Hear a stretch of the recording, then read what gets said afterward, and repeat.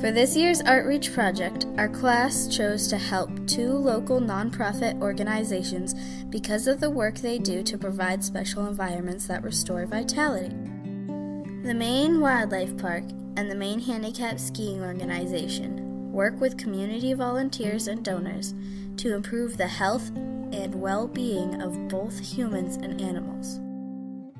This fall, we began studying these special environments and working to help them. In October, we visited the Maine Wildlife Park to learn about what they do and volunteer our time and energy to help them. We interviewed Mark Jordan, gamekeeper at the park, to learn more about the park's history and mission. He told us that the Maine Wildlife Park began in the 1920s as a ringneck pheasant raising farm for the state of Maine. Over the years, it's kind of slowly transformed. Throughout the 40s and 50s, it stayed primarily ringneck pheasant raising. And then some of the older gamekeepers would actually take in animals that were injured and do a little bit of rehab. Eventually, there were some cages for some of the animals that had become permanent residents. And it kind of turned more into a place where you could just come and visit some of these animals. It was the Gray Animal Farm for a while, and now it's the Maine Wildlife Park. And we've become more of a wildlife education center. One of our big missions is to educate the public about Maine native wildlife. And all the animals we have here are here for a reason. Part of our mission is to, with education, is we don't like to use animals that are healthy or wild. We use animals that have been captive for some reason or another, that are human dependent because of kept as illegal pets or because of the exotic zoo trade. And like a great part of our animals here are injured and can no longer be repatriated or re-released into the wild because of their injuries. The animals have come here for so many different ways, from so many different places. A lot of it is injury, but a lot of it is also other facilities that don't have room anymore and are looking for homes for these animals. The public plays a big part in it too. We've received many injured animals over the years from the public and made a home for them here because of not being able to be re-released. So what we've developed is a circle of local rehabbers across the state, and our animals that come here, injured birds, injured mammals, baby mammals that have been abandoned and need care, are sent all across the state to different rehabbers that have state and federal licenses and can take care of them and give them the care they need. Here at the Wildlife Park, these animals have gone through a lot of trauma in their lives or human captivity and aren't in the wild mindset anymore. So here they don't fight for their meals anymore. Here they have an opportunity to live. They're ambassadors for us, for the human people, to be able to witness them in first person, up close, and learn a lot about each of the species. There are places like this that exist elsewhere, but every single one of them is unique. What makes us different is we're not a zoo. This is not just for education, but it's also a place, sanctuary, where animals that shouldn't be here, they should be living in the wild, can come and be safe and be cared for the way they should be. That makes me happy. It makes me happy to work here because I know that these animals are in my care along with some of the staff, and you know, you don't get into this place if you don't have a heart for animals. The Maine Wildlife Park cares for more than 30 different animal species, and they cannot survive on their admission fees alone. Volunteers and financial donations help the park feed the animals, build and maintain exhibits and habitats, and enhance their educational programs. We had a great time on our field trip learning about the animals and volunteering our time to help, and we are planning to return in the spring to help them open for the season.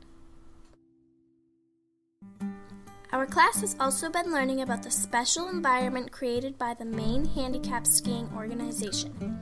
Although we haven't yet had a chance to volunteer for them, we did interview Eric Topper, the director of Outreach for MHS. Maine Handicapped Skiing was started at Sunday River 30 years ago. This will be our 30th winter season there. And it was started by a group of people. One was a doctor, one was the person who used to be the owner of the ski resort, and then a couple of their friends. And the doctor knew some people with disabilities that he had worked with in his practice, and knew of one that was trying to ski on her own with some family members. And so he approached the owner of Sunday River and said, you know, this is a pretty neat program that you could help a lot of people learn how to ski, and it would probably be good for business. And here we are now, 30 years later. Our mission is to promote and provide adaptive recreation for people with physical disabilities. And what we mean by adaptive recreation is we do a whole bunch of sports, different activities and sports year-round, so not just skiing anymore. But the idea is that you take, if someone has a disability, then we would adapt the equipment, we would adapt the teaching of that sport, we would adapt the way that person did it so that that would work for them. Anybody who has a permanent physical disability is eligible for our programs. And those include disabilities that people are born with, things that happen during childbirth, when people get sick or people get hurt later in life and they acquire a disability. All those people are eligible for our programs. This year we expect to serve over 400 people with physical disabilities, which is a big group of people. The other group of people that we feel like we serve, that we do a lot for, are volunteer instructors. There are about 400 of those that help us out in our year-round programs, and a lot of those people get a lot out of our mission and our programs as well. Some of the challenges that we face include letting people know that they can do these sports and pursue these activities. There's a lot of people, many people with disabilities kind of assume that they maybe can't ski or that they can't play golf, and so that puts what's called a barrier that we need to kind of try to convince them that with the right resources, they can participate in those sports and those activities. The other big challenge that we face often is just spreading the resources that we have, the resources in terms of equipment, money, all sorts of resources that are limited. And the more people who want to do our programs more often, the more those resources get stretched and spread. And so that's a constant challenge for us to try to manage those resources. The two big things that we're trying to do are serve more people and then serve those people better. So one of my favorite parts of my job is to hear people's success stories, people dealing with challenge and dealing with adversity and dealing with just sort of daily struggles and overcoming those with support and with help and finding ways to kind of improve their lives, to get outside, to stay active. That's some of my favorite parts of my job. We had a chance to interview a Maine Handicapped skiing participant from Telstar High School. Skylin Patton, who is now 15 years old, first started participating in MHS when she was only 6. My specific disability is called rod cone dystrophy. It's when your rods in your eyes are damaged and your cones, there might be fewer of them, or some of your cones are damaged. And since a lot of my rods are damaged and will not be able to repair themselves, it gives me really bad light sensitivity. I also have trouble with colors, like white on white, or like a ski pole, like a white ski pole on white snow. Like, I know everybody has trouble with that, but I wouldn't even, there's no way of me knowing it's there. And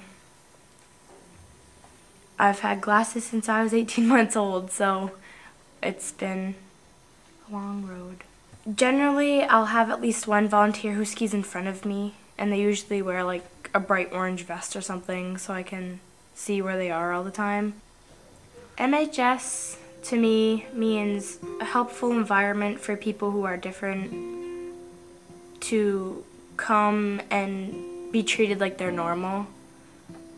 Like if someone was missing a leg, they'd come into MHS and nobody would even mind that. I'm not the only one out there who has a disability, and even though I do, there are people out there who are nice and are actually trying to understand to help me do what I like to do. Disability affects a lot of families and a lot of people, but it doesn't affect everyone. And So a lot of people don't necessarily kind of connect with these possibilities and things like that. So the more people we can sort of share our mission and our techniques, the better we think we're doing our job. And so that's a very important part, is to kind of spread the word like you all are helping us do. All of our programs are free of charge for everybody who has a permanent physical disability. And we get a lot of help from Sunday River and other places that give us lift tickets. We get a lot of help from our volunteers, but it's still a very, very expensive operation. And so fundraisers like what you all are doing in your ArtReach project are incredibly important for us. Number one, because they tell the community around us what we're doing and all the neat stuff that's happening, but also that they raise money as well, and then that money can go towards new pieces of equipment.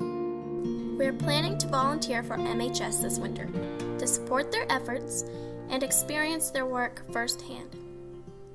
Volunteers and financial donations are essential for Maine Handicapped skiing, just as they are for the Maine Wildlife Park.